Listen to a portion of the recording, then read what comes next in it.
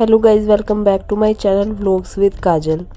तो कैसे हैं आप सब? आई होप आप सब अच्छे होंगे। एंड मैं आ गई हूँ आपके लिए एक और नया व्लॉग लेकर। और अभी टाइम जो हुआ है वो है 6:15 बजे, शाम का टाइम है। एंड उससे पहले का जो व्लॉग आपके पास गया है वो शाम तक का गया है। और अब मैं अपना विंटर रूटीन जो मेरा है शाम का, मतलब रात तक का, वो आपके साथ शेयर कर रही हूँ कि शाम से रात तक का मेरा विंटर रूटीन कैसे रहता है। तो वही मैं आपके साथ शेयर कर रही हूँ। तो वो मेरा 6 बजे से 9 बजे तक का रहता है।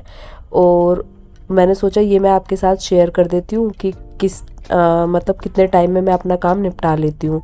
तो मार्केट से आने के बाद सारा कुछ मैंने अरेंज कर दिया। उसके बाद अब मैं डिनर की तैयारी कर रही हूँ। उसके बीच में हस्बैंड भी आ गए थे नीचे से, क्योंकि हस्बैंड गए हुए थे बाहर, तो बातों में लग गए थे किसी के साथ। अब वो भी आ गए और अभी मैंने उनको मूली जो है ना कसने के लिए लगा दिया है, क्योंकि आज मैं डिनर में बनाने वाली हूँ मूली के परोठे। तो यहाँ पर मैं आटा लगाने लग गई और उनको मैंने मूली कसने के लिए लगा दिया। मैंने कहा अभी इतनी देर बाद आए हो ना, तो थोड़ा सा काम कराओ। तो वैसे तो हेल्प करा देते हैं, मना नहीं करते हैं किसी भी चीज़ के लिए। तो अभी हम दोनों कर रहे हैं डिनर की तैयारी। वो तो बस यही करेंगे क्योंकि उसके बाद उनको आता नहीं है चीज़। कुछ कुछ चीज़ें वो बना लेते हैं, ऐसा नहीं है कि वो सब चीज़ें बना लेते हैं। कुछ गिनती की चीज़ें हैं जो वो बना लेते हैं इजी तरीके से। तो अभी यहाँ पर मूली भी कस दी है उन्होंने और मैंने आटा लगा के रख लिया है। उसके अलावा मैंने जो कसी हुई मूली है उसमें बेसिक मसाले ऐड कर लिए हैं और उसको मैं अब थोड़ा सा मतलब मिक्स कर लूँगी एक साथ। और आपको ना इसमें नमक ऐड नहीं करना है। नमक आप आटे में ऐड करना, तभी मूली के पराठे अच्छे बनते हैं। अगर आप मिक्सचर में नमक ऐड करोगे तो वो पानी छोड़ देता है और जिससे कि पराठे अच्छे नहीं बन पाते हैं। जैसे ही आप डो में मिक्सचर फिल करोगे तभी वो पराठा फट जाता है। तभी ना एक दूसरे तरीके से आप बना सकते हो कि 2 रोटी जोड़ के जैसे बनता है ना, तो वो वाला मुझे अच्छा नहीं लगता है। तो मैं जो है मिक्सचर में मैंने नमक नहीं डाला है। तो उसके बाद देखना मेरा बिल्कुल पराठा एकदम परफेक्ट बनेगा, बिल्कुल भी नहीं फटेगा। और ये देखिए यहाँ पर मतलब रोमांस भी चल जाता है बीच बीच में, रोमांटिक चीज़ें। तो यही होता रहता है, मस्ती चलती रहती है हमारी। तो मैं क्या बता रही थी कि पराठा बिल्कुल भी फटने वाला नहीं है। एंड देखिए कितना मतलब परफेक्ट पराठा बना है। अगर मैं उसमें नमक ऐड कर देती ना, क्योंकि मैं पहले भुगत चुकी हूँ ये चीज़, इसीलिए आपको बता रही हूँ कि अगर नमक मिक्सचर में ऐड कर देते हैं तो पराठा बिल्कुल भी अच्छा नहीं बनता है। तब आपको 2 पराठे जोड़ के बनाने पड़ेंगे, 2 रोटी अलग बना के उसमें जो मिक्सचर है वो फिल करना पड़ेगा। एंड उसके बाद आपको ये तब बनाना पड़ेगा। और मुझे उसमें टेस्ट नहीं आता है तो मैं इसी तरीके से बनाती हूँ।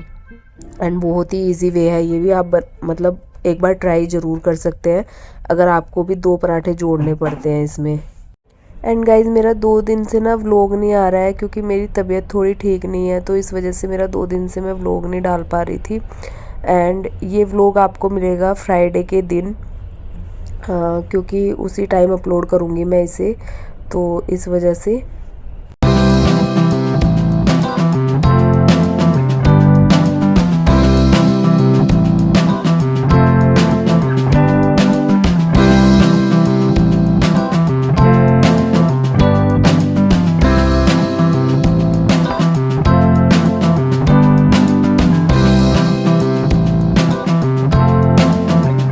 तो गाइज़ अभी हम लोग कर लेते हैं डिनर। आप लोग बने रहिएगा एंड तक व्लॉग में।